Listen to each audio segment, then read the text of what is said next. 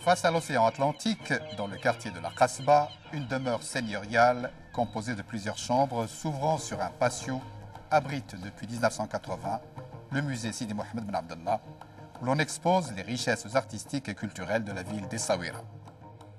Chaque objet nous raconte une histoire et nous invite au voyage dans le passé riche de la ville de Mogador. Une multitude d'histoires imbriquées entre l'homme et l'arbre, l'homme et l'objet d'art.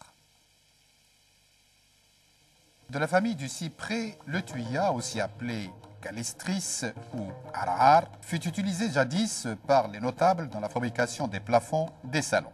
Et démocratisé au XXe siècle avec l'arrivée des premiers touristes, les artisans ébénistes locaux lui donnèrent ses lettres de noblesse en le propulsant de la confection utilitaire à des créations design bien plus minutieuses dans un parfait état d'autoconservation. Dans notre musée, l'état de conservation des objets s'avère d'une grande importance.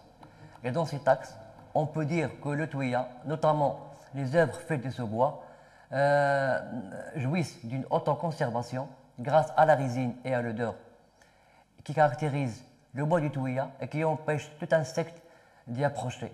Ce qui explique pourquoi on trouve les objets muséiels en tuya en très bon état de conservation.